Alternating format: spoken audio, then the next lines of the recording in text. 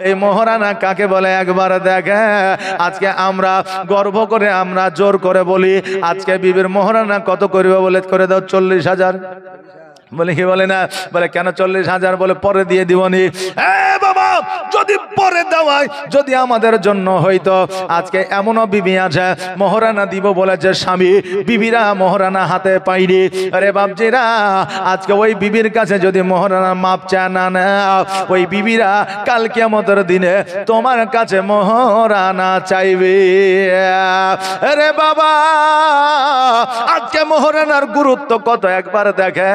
আজকে আমরা বিয়ের কাজ যখন আমরা ঠিক করতে যাই তখন আমরা মহারানাটা পরে ঠিক করি, পয়েন্টটা আমরা আগে ঠিক করি। পণ বুঝেন যে যেটা লেনা দেনা লেনা পাওনা হয় ওইটা আমরা আগে ঠিক করি আর মহারানাটা আমরা পরে ঠিক করি। কিন্তু বাবা লেনা পাওনা পণটা আমাদের জন্য হারাম আর আজকে ওই আপনার মহারানাটা হলো আমাদের জন্য হালাল। বাবারে আজকে আমরা এমন মানুষ জগতের মধ্যে আছি আজকে আমাদের জন্য হালালের প্রতি ইন্টারেস্টটা বেড়ে গেছে, আজকে হারামের প্রতি ইন্টারেস্টটা বেড়ে গেছে, হারামের প্রতি ইন্টারেস্ট মোদের কমে গেছে। ও বাবাজি ভাইরা আমার হযরতে আলী রাদিয়াল্লাহু তাআলা আনহু উনি যেন বাড়িতে গেলেন, বাড়িতে যাওয়ার পরে ঢালখানা নিয়ে যেন বাজারের দিকে চলতে আরম্ভ করলেন। রাস্তার মাঝে ওসমান গনির সঙ্গে দেখা হয়ে গেল। ওসমান গনি বলতেছে আলী রে বলো বলো কোথায় যাও কোথায় যাও। আলী বলতেছে শোনো গো আজকে ফাতেমার সঙ্গে আমার বিবাহ, মহারানার টাকা না এই জন্য ঢালটা বিক্রয় করতে যা, এই ঢালটা বিক্রয় করে আমার ফাতেমার মহারানা আদায় করব। ওসমান বলে শোনো রে আজকে তুমি এই ঢালটা কার কাছে বিক্রয় করবা? যুদ্ধ নাই জিহাদ নাই অতএব এই ঢালটাকে আমার কাছে বিক্রয় করবা। আলী বলল কেন বিক্রয় করব না? কারণ যে কিনবে তাকে আমি দেব। বলে কত টাকা নিবা? বলে তুমি যেটা দিবা। বন্ধু বান্ধব আত্মীয় স্বজনের মধ্যে কিছু লেনা দেনা কিনা বেচা হলে দেখবেন দাম দর সেও করতে পারে না এও করতে পারে না। আলী বলল ওসমান তুমি কত দিবা বলো। ওসমান বলে তুমি কত নিবা? বলে তুমি যেটা দিবা সেটাই নিব। ওসমান গনি পকেটের মধ্যে হাত ঢুকাইলে যত টাকা ছিল সবগুলো আমার আলীকে দিয়ে দিলে। আমার আলী রাদিয়াল্লাহু তাআলা আনহু একসঙ্গে এতগুলো টাকা দেখে বাবা খুশি হইলে ঢালটা আমার ওসমান গনির হাতে উঠে দিলা। ওসমান গনি বলে আলী রে এত খুশি হইলা, এত খুশি হইয়া তুমি কোথায় যাবা? বলে আমি নবীর কাছে যাব, কারণ আমার নবীজি আমার জন্য দাঁড়ায় আছে। ও ওসমান আজকে আমার নবীকে যদি আমি নিয়ে গিয়ে টাকাগুলো না দিই আবার নবী যদি বেজার হয়ে যায় আমি কাল কিয়ামতের দিনে জবাব দিতে পারবো না। ওসমান আমার আর দেরি করায় না। ওসমান বলতেছে আলী রে আজকে তোমার যদি টাকা থাকতো পয়সা থাকতো ধন সম্পত্তি যদি থাকতো তোমার বিয়ের অনুষ্ঠানকে আমাকে দাওয়াত করতে না। আলী বলে শোনো রে আল্লাহ যদি আমাকে টাকা দিত পয়সা দিত যদি আমাকে ধন সম্পত্তি দিত আমি আলী খোদার কসম করে বলি আজকে তোমাকে খাওয়ানো তো দূরের কথা আমি সারা আরো বাসীকে খাওয়াইয়া দিতাম। ওসমান বলে আলী রে আজকে আমাকে দাওয়াত করিলে আজকে তোমাকে একটা উপহার আমাকে দিতে হতো। বলে যাও যাও যাও আমি এই ঢালখানা আমি তোমাকে পুনরায় উপহার দিয়া দিলাম। আমার হযরতে আলী রাদিয়াল্লাহু তাআলা আনহু ওই ঢালখানা লইয়া দেন আমার নবীজির কাছে যাইয়া হাজির হইল। নবী আমার বলে আলী এই ঢালটা কি বিক্রয় হয় না? আলী বলতেছে ঢাল বিক্রয় হয়েছে টাকাও আমি পেয়েছি, তবে ওসমান গনি আমাকে ঢালখানা আবার উপহার দিয়েছে। নবী আমার বলে আলী রে এই জন্য তো আমার আল্লাহ ওসমান গনির গুনার খাতা বন্ধ করে দিয়েছে। আপনি বলবেন হুজুর গো সাহাবীরা আমার নবীকে বলেছিল হুজুর গো একজন মানুষের কি করে গুনার খাতা বন্ধ হইতে পারে? কারণ তার দ্বারা তো গুনাহ হইতে পারে। নবী আমার বলেছিল একটা মানুষ যখন কবিতর নিয়ে এসে বাড়িতে বসে তারপর পাকা কানা উঠাইয়া তাকে ছেড়ে দেয় যাতে ও উড়ে পালাতে না পারে, অনুরূপ আমার আল্লাহ তাবারাক তাআলা মানবের আমি ওই হযরত ওসমান গনি গুনার পর পাকা টাকাগুলো আমি নবী উঠায় দিয়েছি, তার দ্বারা জীবনে কোনোদিন গুনাহ হবে না। ও আলী, আজকে এই জন্য তো আল্লাহ ওসমান গনির গুনার খাতাটা বন্ধ করে দিয়েছে। ওসমান গনির মতো যদি আর 4টা আমার সাহাবী থাকতো, আজকে আমি প্রত্যেককে গোলাম থেকে আজাদ করে দিতাম। ও বাবাজি ভাইরা, আমার নবী বললেন আলী কই টাকাগুলো দাও। আমার নবীজিকে টাকাগুলো দিলে, অর্ধেক টাকা আপনার হযরতে বেলালের হাতে দিলে, আর আমার নবীজি বললে বেলাল রে যাও যাও যাও, আমার আলীর জন্য একটু নতুন পোশাক নিয়ে আসো, একটু কিছু মিষ্টান্ন খেজুর খাবার নিয়ে আসো, আর এই অর্ধেক টাকা নিয়ে আমি ফাতেমার মোহর আনার জন্য নিয়ে যা। আমার নবীজি ওই টাকাগুলো নিয়ে আমার ফাতেমার কাছে গেলা, বাড়িতে যাইয়া সালাম দিলাম, আসসালামু আলাইকা ইয়া আহলাল বাইত। বাড়িতে সালাম দিলাম, সালামের উত্তর দিলে। আজকে বাবা আমরা বাড়িতে গেলে কন্যাকে সালাম দেই না, আজকে আমরা বিবিকে সালাম দেই না, আজকে আমরা মা বাবাকে সালাম দেই না, আজকে আমরা শ্বশুর শাশুড়িকে সালাম দেই না, কারণ আমরা লজ্জা করি। আর যারা একটু মডার্ন হয়েছে তারা সকালবেলায় বলে গুড মর্নিং, বলে কি বলে না গুড মর্নিং, এই কথাটা বলতে লজ্জা করে না, শুধু সালাম দিতে লজ্জা করে। এ বাবা, আমার নবী শিখায় গিয়েছে তোমরা বিবিকে সালাম দাও, বিবি স্বামীকে সালাম দাও, সন্তান মাকে সালাম দিবে, আব্বাকে সালাম দিবে, বাবা কন্যাকে সালাম দিবে। এটাই হলো শরীয়তের প্রথা। জোরে বলেন সুবহানাল্লাহ। আল্লাহুম্মা সাল্লি আলা সাইয়্যিদিনা মাওলানা মোহাম্মদ। আমার নবীজি যখন বাবা বাড়িতে সালাম দিলেন, আর সালাম দেওয়ার পরে আমার ফাতেমা বললেন আব্বা গো আমি আছি। আমার নবীজি ফাতেমার কাছে গেলেন, যাওয়ার পরে বলে ফাতেমা আমি তোমার বিবাহ আমি ঠিক করে দিয়েছি, আমি তোমার বিবাহ আমি আলীর সঙ্গে ঠিক করে দিয়েছি। ফাতেমা আজকে ওই আলী ধনী নয়, বড় লোক নয়, কোটিপতি নয়, আজকে ওই আলী হলো জগতের মধ্যে ছাগল আর বকরি চড়ায়, যাদেরকে আমরা পরিভাষায় বলি, সাধু ভাষায় বলি, চলতি ভাষায় বলি রাখাল। আমার ফাতেমা বলে আব্বা গো আজকে আমার স্বামীকে রাখাল বলবেন না, কারণ আমার স্বামী আমি ফাতেমা আমার কাছে রাজা মহারাজা। জোরে বলেন সুবহানাল্লাহ। কারণ ফুল যেমন হয় রে বাবা, ফুলের খুশবু তেমন হয়। গোলাপের ফুলের কাছে গোলাপের খুশবু পাবে, চন্দ্রমুখীর কাছে চন্দ্রমুখের খুশবু পাবে। এই জন্য বাবা নবীর বেটি ফাতেমা জান্নাতের রানী, তার কাছে কি অপর কোনো আচরণ পাওয়া যাবে? এই জন্য বলছে যে ফুল যোগ যুগান্তরে খুশবু ছড়ায়। জোরে বলেন সুবহানাল্লাহ। যে ফুল যোগ যুগান্তরে খুশবু ছড়ায়, এঁকেছি সে ফুল মোরা, এঁকেছি সে ফুল মোরা মনের কাবায়।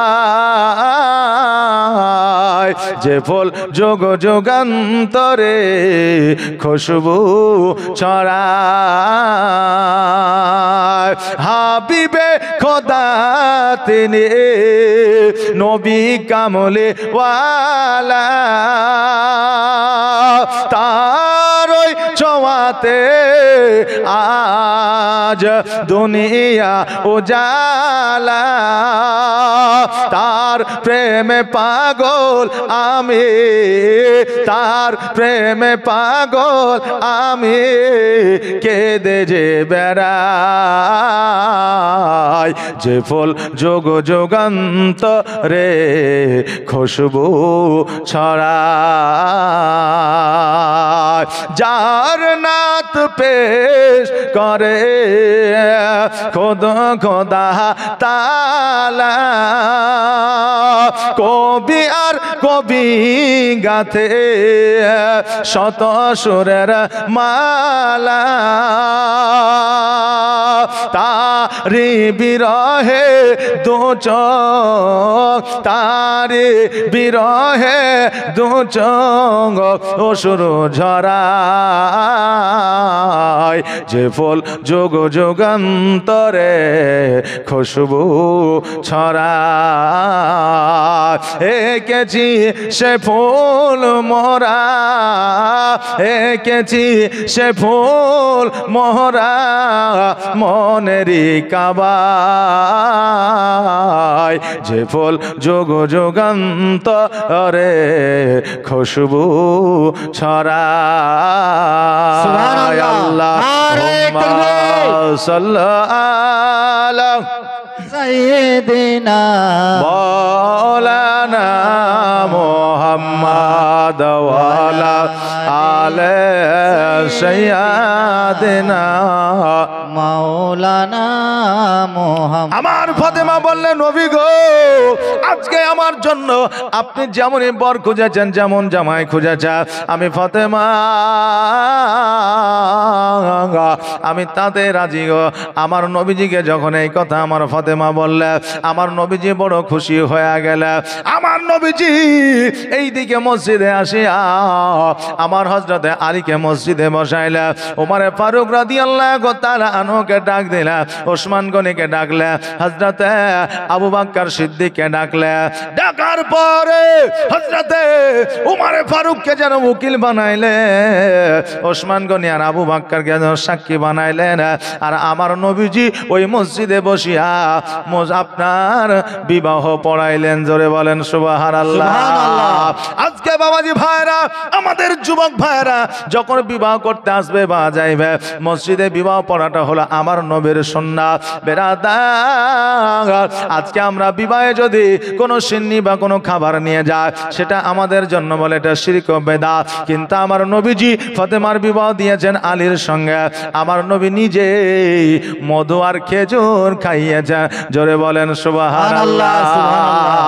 ওই নবীজি আলীর সঙ্গে বিবাহ আমার ফাতেমার দিলেন। দেওয়ার পরে আমার নবীজি আলীকে 3টে উপহার দিলেন। 1 নম্বর হলো চাদর, 2 নম্বর হলো জাতা, আর 3 নম্বর হলো একখানা পাটি। জোরে বলেন সুবহানাল্লাহ। আজকে এই 3টা জিনিস, আজকে এই 3টা জিনিস আজকে আমার ফাতেমাকে দিলে। আমার নবী মুস্তাফা সাল্লাল্লাহু তাআলা আলাইহি ওয়াসাল্লাম বলে, এই আমার সাহাবীরা, আজকে এই জাদাটা আমি নবী আমার মাথাতে উঠায় দাও, আজকে আমি ফাতেমার বাড়িতে পৌঁছে দিতে চাই। ওমর বলে, নবী গো, আপনি থাকতে, আজকে আমরা থাকতে এত বড় জাতা আপনার মাথায় কেমন করে উঠে দিতে পারে? ওগো নবীজি, আজকে আবু বকর থাকতে কেমন করে আপনার মাথাতে উঠে দিতে পারে? আজকে ওমর থাকতে আজকে আপনার মাথায় কেমন করে উঠে দিতে পারে? নবী আমার বলে, আবু বকর শোনো রে, এই ওমর শোনো, আজকে এই জাদাটা আমি নবী নিজের মাথায় করে আমার নিজের মেয়ের বাড়িতে পৌঁছায়া দিব। আজকে তোমাদের মাথায় দিলে হবে না, আজকে আমার নবী মুস্তাফা সাল্লাল্লাহু তাআলা আলাইহি ওয়াসাল্লামের মাথায় জাতাটা উঠায় দিলে। আর বাবা, একটা পাটি আর একটা চাদর যেন আমার নবীজি 2 হাতে নিলে, আর এক সাইডে হলো আলী আর একদিকে হলো ফাতেমা। সকল সাহাবীরা পেছনে, আমার নবী যেন আগে আগে যায়। ফাতেমার বাড়িতে যাইয়া আপনার জাতা মুবারকটা যেন নামায়া দিল, চাদরটা আর লোটা, চাদরটা আর পাটিটা যেন দিয়ে দিল। আর লক্ষ্য করে দেখলো আলীর বাড়িটা যেন ভাঙাচুরা হয়ে আছে। সাহাবীদেরকে নিয়ে সংঘবদ্ধ হইয়া ওই বাড়িটা যেন আবার নতুন করে পুনরায় তৈরি করে দিল। জোরে বলেন সুবহানাল্লাহ। আমার নবীজি যখন বাড়িতে ফিরে আসতেছে, আমার ফাতেমা বলতেছে, ইয়া রাসূলুল্লাহ, ইয়া হাবিবাল্লাহ, নবী গো, আজকে যে আপনি চাদর মুবারকটা, আজকে যে জাতাটা আপনি নিজে বয়ে নিয়ে আসলেন, কোন সাহাবীকে দিলেন না, তার কারণ তো বুঝলাম না। নবী আমার বলে ফাতেমা, আজকে আলী আমার জামাই, আজকে আলীকে আমি যদি আমার এই জাতাটা নেওয়ার জন্য অর্ডার না করতে পারি, আজকে আমার সাহাবীকে যাতে অর্ডার না করতে পারে, আজকে আমি নবী তোমাকে শিক্ষা দিয়ে দিলাম রে ফাতেমা, আজকে থেকে আমার আলী ফাতেমাকে জীবনে কোনোদিন যেন অর্ডার করবে না, জীবনে কোনোদিন আদেশ করবে না। কেন না আজকে পৃথিবীর মধ্যে স্বামী যদি বিবির প্রতি নারাজ হয়ে যায়, ওই বিবি যতই ইবাদত উপাসনা বান্দেগি করুক না কেন, আল্লাহর দরবারে কবুল হবে না। আজকে ফাতেমা, আজকে তোমার কথার দ্বারা, কাজের দ্বারা যদি আমার আলী একটু নারাজ হয়ে যায়, আজকে তুমি জান্নাতে রানী থাকবে না। এই জন্য মারে আমি শিক্ষা দিয়ে দিলাম মা, যে আজকে থেকে আমি বলে দিলাম তুমি তোমার স্বামীকে কোনোদিন অর্ডার কইরো না। আমার ফাতেমা বলতেছে, ইয়া রাসূলুল্লাহ, ইয়া হাবিবাল্লাহ নবী গো, আজকে যদি আমার মা বেঁচে থাকতো, আজকে যদি আমার গর্ভধারিণী বেঁচে থাকতো, আজকে হয়তো আমাকে এই শিক্ষাটা দিয়ে দিত। ও ভাই আব্বা জান,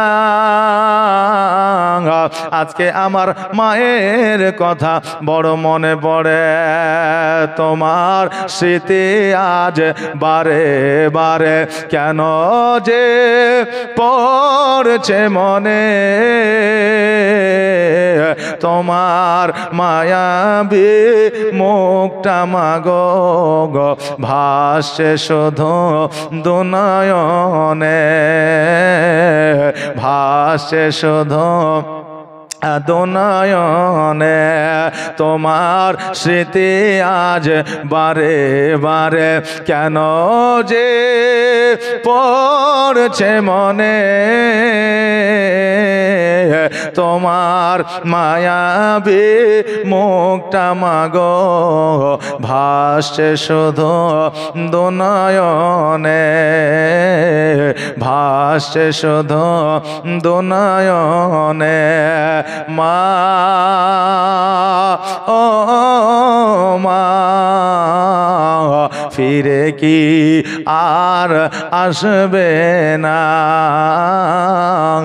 দেখা কি আর হবে না, আদর সোহাগার ভালোবাসায় ভরিয়ে দিতে মাগো তুমি আমার, আদর সোহাগার ভালোবাসায় ভরিয়ে দিতে মাগো তুমি আমায়, আজ তুমি কোথায় হারিয়ে গেলে,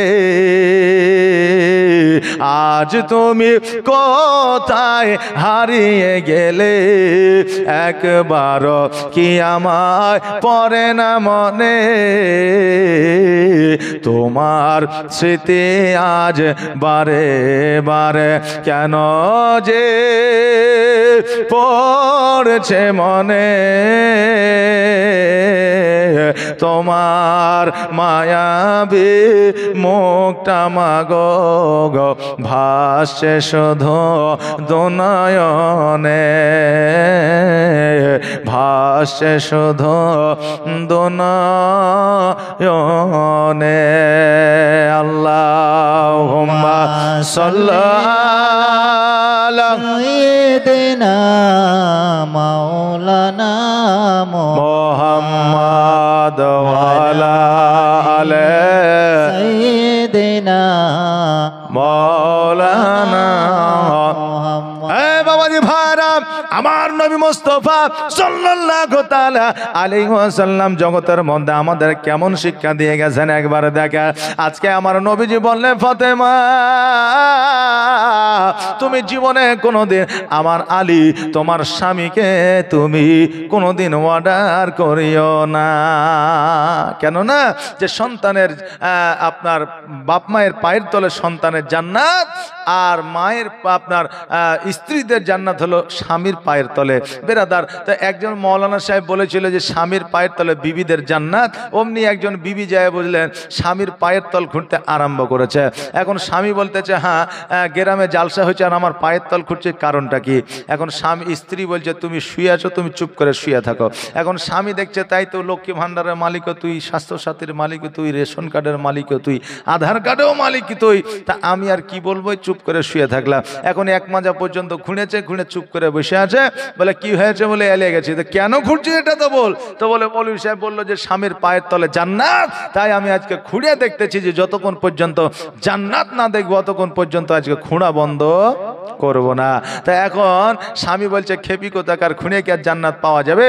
আমার হাত পাখানে একটু টিপে দে তো জান্নাত পাবি। তো বলছে ওইরকম জান্নাতের দরকার নাই যে স্বামীর সেবা করে জান্নাত নিবে না, কিন্তু বাবা কষ্ট করে জান্নাত নিবে। এই বাবাজি ভাইরা, ও ভাই আমার মায়েরা, আজকে জগতের মধ্যে স্বামীকে যদি খুশি করে রাখতে পারো, স্বামীর কথা যদি তোমরা অমান্য না করো, স্বামী যদি খুশি হয়ে যায়, আজকে স্বামীরা যদি বিবিদের রাজি রাখতে পারে, বিবি যদি খুশি হয়ে যায়, স্বামী স্ত্রী একে অপরের দিকে তাকায় যদি একবার মিচকি হাসি দিয়ে দেয়, আমার আল্লাহ তাবারাক তাআলা বলে ওই স্বামী আর স্ত্রীর নেকির খাতায় আমি একটা মাকবুল হজের সব দান করে দিই। আজকে আমার নবীজি হযরত আলী হযরত ফাতেমা জোহরা রাদিয়াল্লাহু তাআলা আনহাকে বাবা শিক্ষা দিয়ে দিলেন। নবী আমার নিজের বাড়িতে আসলেন, এইদিকে বাবা কয়েকদিন অতিবাহিত হয়ে গেল, নবী আমার আলীর বাড়িতে যেন যায় না, আর আলী ফাতেমা যেন নবীর বাড়িতে আসে না। একদিন আলী হঠাৎ করে আমার ফাতেমা জোহরা রাদিয়াল্লাহু তাআলা আনহাকে বলতেছে, ও ফাতেমা এতদিন হয়ে গেল, চলো চলো তুমি কি তোমার আব্বার বাড়ি যাবে না? চলো একবার নবীকে দেখে আসি। সঙ্গে সঙ্গে ফাতেমা বলতেছে, ও গো আমার প্রাণের স্বামী, এইভাবে কি যাওয়া যায় না? চলেন এক্ষুনি আমরা যাব। আলী বলতেছে, বিবি রে আজকে তোমার পোশাকটাকে পরিবর্তন করে নিবে না? বাবা আজকে লক্ষ্য করে দেখবেন আমার বিবি আপনার বিবি আর বাড়ি বৌমাদেরকে যদি বলা যায় তোমার বাপের বাড়ি যাব চলো, সঙ্গে সঙ্গে প্লেনের মতো বার হয়ে যাবে। আর বাপের বাড়ি থেকে যখন শ্বশুর বাড়ি আসবে তখন দেখবেন বাবা গরুর গাড়ি হয়ে যাবে, মানে যাওয়ার সময় চট করতে একবার চট করে চলে যাবে, আসার সময় বলে এখন লাই বিকালে চলো, বিকালে নয় সন্ধ্যাবেলায় চলো। বেরাদার, কিন্তু আমার ফাতেমা জোহরা রাদিয়াল্লাহু তাআলা বলছেন, হুজুর গো এখনই চলেন, আমরা এখনই যাব।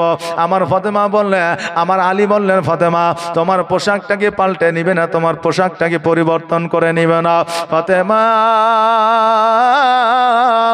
এই পোশাকটা অনেক দিন ধরে তুমি পরিধান করে আছো।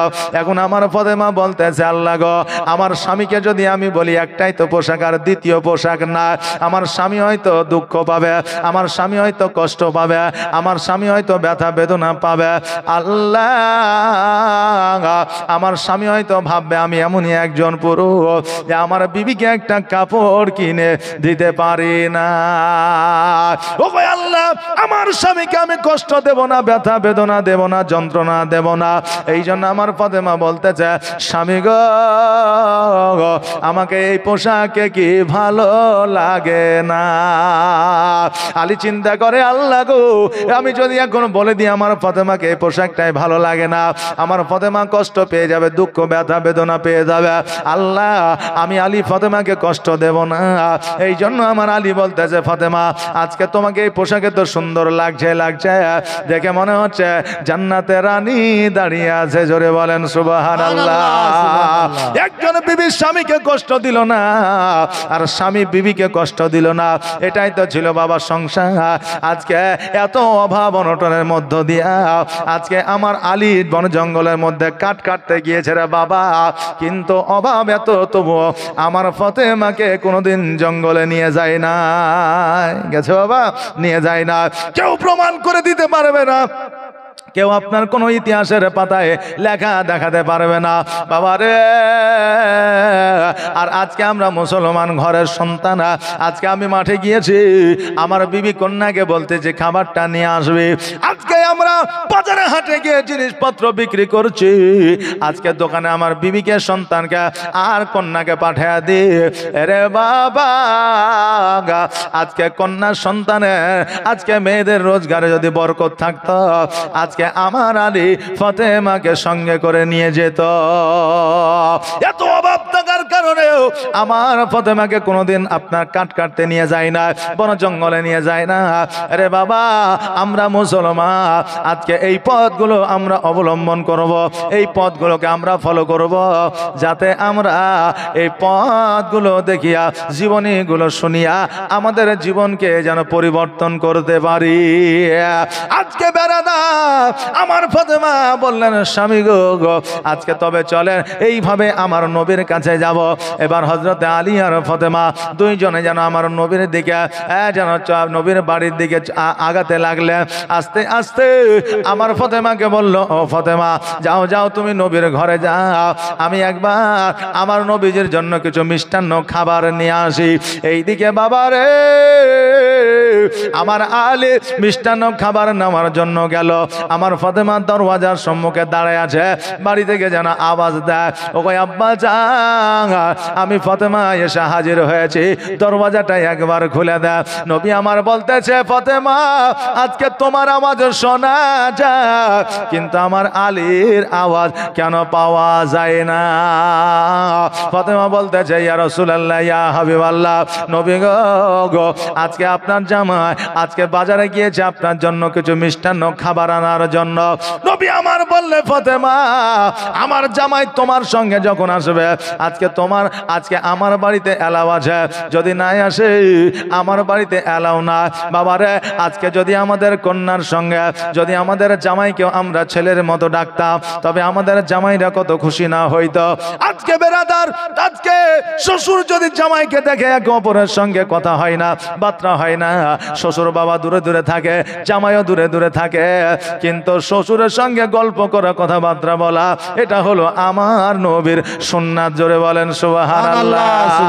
কিন্তু বাবা, আমরা এখন উল্টো করে চলি। আজকে যদি বাড়িতে জামাই আসে, আজকে ওই বউয়ের, আপনার বোনকে জামাইয়ের কাছে পাঠানো হয়, বলে তোর বোনের সঙ্গে গল্প কর, দোলা ভাইয়ের সঙ্গে গল্প কর, শালাদেরকে পাঠানো হয় তুমি গল্প কর। আজকে ভাবিরা দেওয়ারের সঙ্গে আর কি করে, আর দেওয়ারেরা ভাবির সঙ্গে আর কি করে। বাবারে, আজকে তুমি যদি স্বামীর সঙ্গে আর কি করো, তবেই তুমি একমাত্র নেকি পাবে। অপর কারো সঙ্গে আর কি করলে তোমার গুনার খাতা ভর্তি হবে। ওরে আমার বাবা যে ভাড়া, আমার নবী কেমন শিক্ষা দিচ্ছেন দেখে। এবার আমার হযরতে আলী রাদিয়াল্লাহু তাআলা আনহু মিষ্টান্ন খাবার নিয়ে যখন আসার পরে ফাতেমাকে দেখছে দরওয়াজায় দাঁড়ায়া। ফাতেমা, তুমি দাঁড়ায়া কারণটা কি? ফাতেমা বললেন, স্বামী গো, আমার আব্বাজান বাড়িতে বলে দিয়েছে আমার জামাই ছাড়া প্রবেশ নিষেধ। আমার আলী রাদিয়াল্লাহু তাআলা আনহু মিচকে হাসি দিয়ে বলতেছে, ফাতেমা, দেখো, আমার নবী শুধু তোমাকে ভালোবাসে না, আমি আলী আমাকেও ভালোবাসে। জোরে বলেন সুবহানাল্লাহ। আমাদের মতো জামাই হইলে আমরা বলতাম, যার নিজের বেটিকে ঘরের মধ্যে জায়গা দেয়নি, বাড়িতে প্রবেশ করতে দেয়নি, আমি তো পরের বেটা, চলো বাড়ি চ, বলতাম না। কিন্তু আমার আলী বলতেছে, ও ফাতেমা, আজকে নবী শুধু তোমাকে ভালোবাসে না, আমাকেও ভালোবাসে, এই জন্য আমি ছাড়া তোমার প্রবেশ নিষেধ করে দিয়েছে। ও গো দিবানা হইয়া ডাকি তোমার, সারা আদাও না গো একবার। জোরে বলেন সুবহানাল্লাহ। ও গো পাগল হইয়া ডাকি তোমার, সারা আদাও না গো একবার। আর প্রথম যেদিন আসিলে ভবে, আর জিন্ন ইনসা দরদ পড়ে কত গৌরবে। আর প্রথম যেদিন আসিলে ভবে, আর জিন্ন ইনসা দরদ পড়ে কত গৌরবে। যাক রহমতের সীমানা কাঁদে আসিতে সিজদা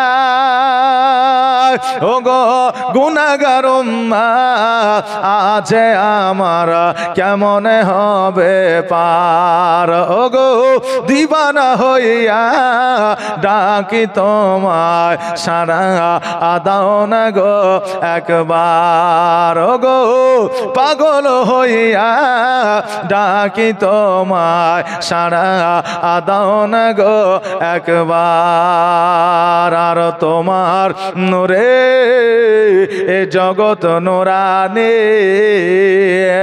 আর জিন্ন ইনসা দরদ পড়ে ফারিস্তা আসমানি আর তোমার নূরে এ জগৎ নূরানি